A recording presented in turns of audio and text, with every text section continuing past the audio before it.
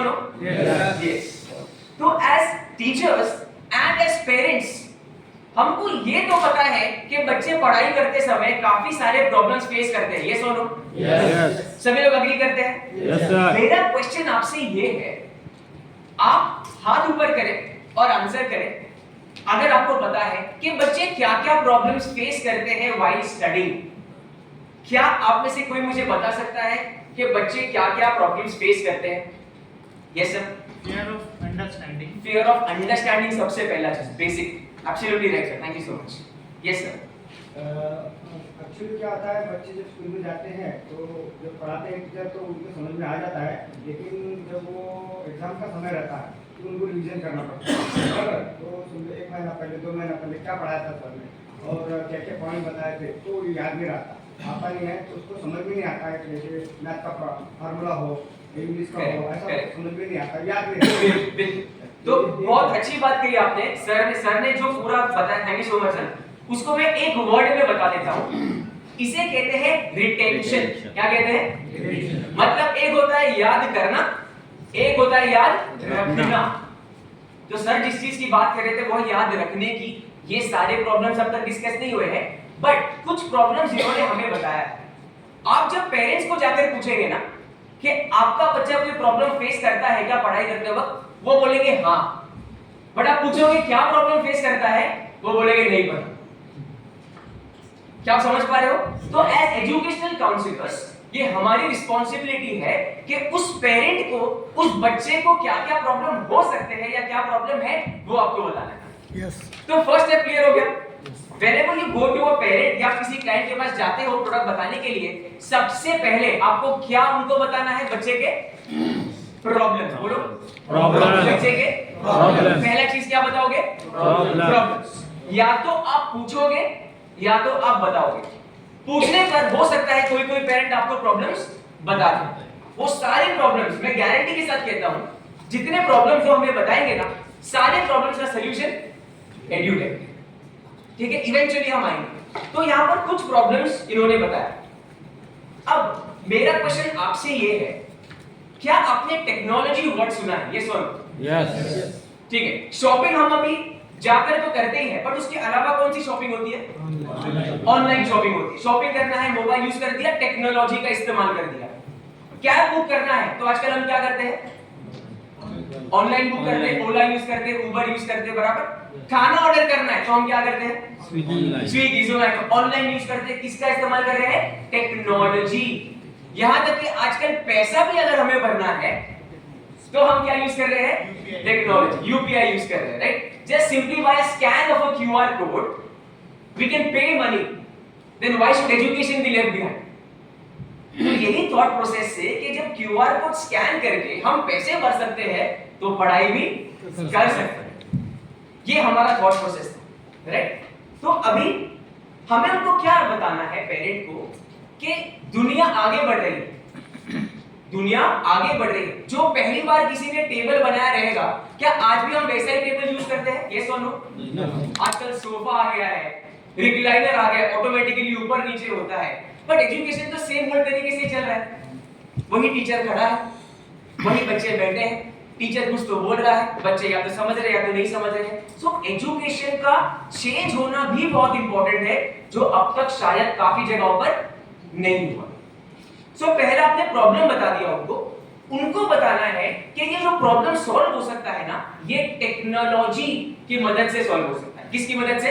Technology की मदद। तो सबसे पहले आप उनका प्रॉब्लम आइडेंटिफाई कर लिए या प्रॉब्लम उनको बता दिए, फिर इनको किसका इंपॉर्टेंस बताओगे आप? टेक्नोलॉजी का इंपॉर्टेंस बताओगे। सब लोग हो मेरे साथ? Yes. Step 1 identify the problem. बोलो सब लोग, first step identify the problem. Secondly आप उनको किसका इंपॉर्टेंस बताओगे? Technology.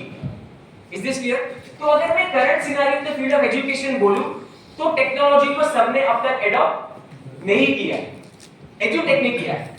We are the pioneers. हमने शुरुआत की है इसकी और हमें रिजल्ट भी मिल रहा है और हम चाहते हैं कि ये ज्यादा से ज्यादा बच्चों तक पहुंच सके। अब दूसरा जो चीज है वो हम स्कूल की बात करते हैं।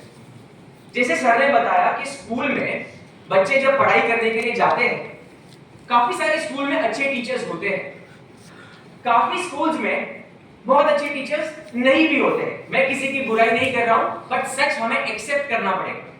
We have to accept the truth.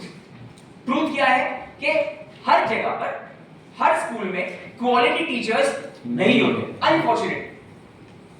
काफी स्कूल्स में जब टीचर्स अच्छे होते भी हैं, चाहते हुए भी because of limitation of time वो लोग अच्छा एजुकेशन इंपार्ट नहीं कर पाते, क्योंकि स्कूल में एक्स्ट्रा करिकुलर एक्टिविटीज भी होती है। ठीक है, अभी मैं कुछ क्वेश्चंस आपसे पूछूंगा, डिफिकल्ट क्वेश्चंस नहीं है, इजी क्वेश्चन है, so that we interact. Alright, तो अब एक सिंपल सा क्वेश्चन है मेरा।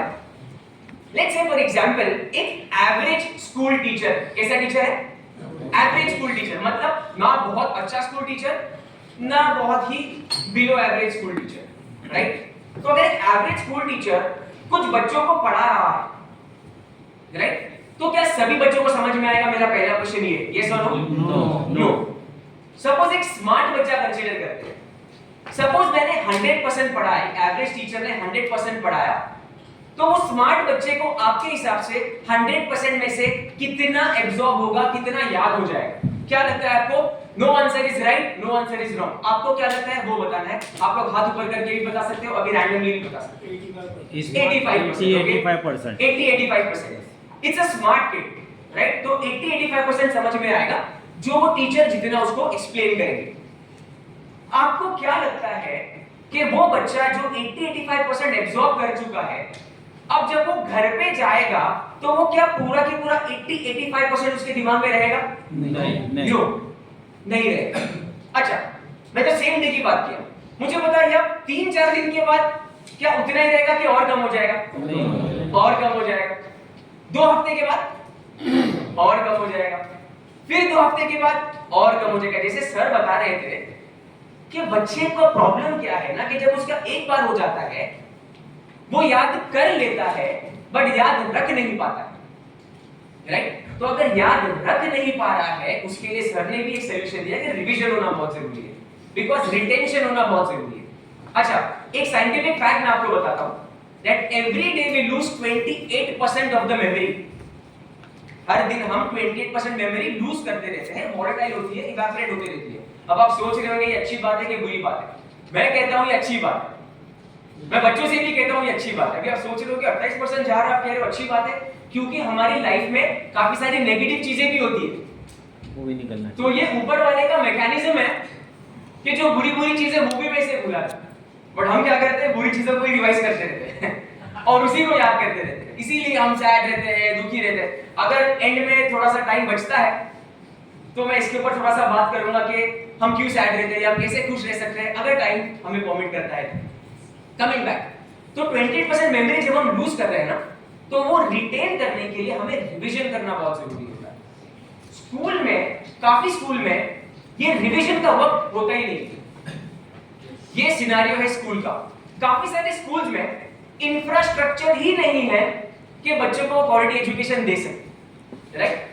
अब जितनी सारी चीजें मैं आपको बता रहा हूं ये आपके नॉलेज के लिए, इसमें से मैं पॉइंटर्स बताऊंगा आपको स्टूडेंट के पेरेंट के साथ क्या क्या बात करना है। Is that clear? राइट? काफी सारी चीजें मैं बोल रहा हूं कि आपको ये 2 घंटा उनके साथ भी बात करना है? नहीं, पूरा 2 घंटा बात नहीं करना है। इसमें से कुछ इंपॉर्टेंट पॉइंट्स निकालकर कुछ पेरेंट के साथ 2 घंटा भी हो सकता है, कुछ पेरेंट के साथ 1 घंटा भी हो सकता है, कुछ तो 5 मिनट में प्रोडक्ट को समझ जाए, डिपेंड्स, राइट? तो स्कूल का सिनेरियो हमने समझ लिया। अब क्योंकि स्कूल में बच्चे से नहीं हुआ तो बच्चे पेरेंट बच्चे को कहां भेजते हैं? ट्यूशन में। तो या तो वो ट्यूशन में भेजते हैं या तो वो ट्यूटोरियल्स में भेजते हैं। जब बच्चे को ट्यूशन या ट्यूटोरियल्स में भेजते हैं, काफी सारे जो ट्यूटोरियल्स या टीचर्स होते हैं ट्यूशंस में, वो लोकल टीचर्स होते हैं। अच्छा, जब मैं लोकल वर्ड यूज कर रहा हूं, लोकल का मतलब लोकल नहीं, लोकल का मतलब लोकल, आसपास के teachers. So keep that in mind. हम किसी को डाउनग्रेड नहीं कर रहे। लोकल टीचर्स का मतलब क्या है? आसपास के टीचर्स, लोकल टीचर्स नहीं, ठीक है ना? अब ये लोकल टीचर जो है, कुछ टीचर्स हो सकता है 0.1% टीचर्स टेक्नोलॉजी का इस्तेमाल करते होंगे, 99.9% टीचर्स टेक्नोलॉजी का इस्तेमाल नहीं करते। वहां पर क्या होता है, बच्चा जाता है, बच्चे को आंसर याद करने के लिए बोलते हैं, बच्चे का टेकअप लेते हैं, ट्यूशन हो गया। ऐसे नहीं होना चाहिए। कुछ ट्यूटोरियल्स होते हैं जो सेम कॉन्सेप्ट अप्लाई करते हैं, नाम ट्यूटोरियल्स है लेकिन सिर्फ टेकअप वाला काम होता है। एक्चुअल में वहां पर अंडरस्टैंडिंग होना चाहिए, नॉलेज देना चाहिए, एक्सप्लेन करना चाहिए। बट वहां पर भी ट्यूटोरियल्स में भी, क्योंकि इतने सारे ट्यूटोरियल्स हो गए हैं, क्या हर ट्यूटोरियल में क्वालिटी टीचर होना संभव है? यस और नो? आपको क्या लगता है हर ट्यूटोरियल में सब बेस्ट टीचर्स ही होंगे क्या? नहीं। आपको क्या लगता है कि अगर 100 टीचर्स है इंडिया में फॉर एग्जांपल, तो 100 टीचर्स में से कितने प्रतिशत टीचर्स टॉप नॉच टीचर्स होंगे? कोई आंसर राइट नहीं है, कोई आंसर रॉन्ग नहीं है। आपको क्या लगता है? मुझे बताइए। 20%। 20%। आपको क्या लगता है? 10%। तो मेरा क्वेश्चन ये है कि बच्चे अगर 100 है, 100% है और टीचर सिर्फ 20% है, तो बाकी 80% बच्चों का क्या? बाकी 80% बच्चों को तो क्वालिटी टीचिंग नहीं मिलेगा। बट ये कौन संभव कर सकता है? Technology, right? तो ये जब आप पेरेंट्स से बात करोगे ना कि भाई क्वालिटी टीचर होना बहुत जरूरी है, काफी बच्चों का पोटेंशियल होता है, मतलब वो बच्चा कैपेबल है करने के लिए। मैं आपको आज एक वीडियो दिखाऊंगा हमारे लेक्चर का ही, कैसे एक बच्ची पहले स्कोर नहीं कर रही थी, हमने उसे कुछ तो बात किया, नेक्स्ट लेक्चर में सीधा फर्स्ट। तो ये सारी चीजें हम कैसे करते हैं इवेंचुअली आपको पता चलेगा, राइट? तो यहाँ पर हमने क्या अंडरस्टैंड किया कि एजुकेशन के फील्ड में अभी जो सिनेरियो चल रहा है, टेक्नोलॉजी का इस्तेमाल नहीं हो रहा है, काफी सारी चीजें ऐसी हैं जो हम अब तक दूर दूर तक पहुंचा नहीं पाए। स्कूल में क्या हो रहा है हमने अंडरस्टैंड किया, बच्चा याद कर रहा है, समझ रहा है, क्वालिटी टीचिंग मिल रहा है नहीं मिल रहा है कुछ पता नहीं। प्लस ट्यूशंस में और ट्यूटोरियल्स में भी हमने अंडरस्टैंड किया। सपोज करते हैं कि बहुत अच्छा ट्यूटोरियल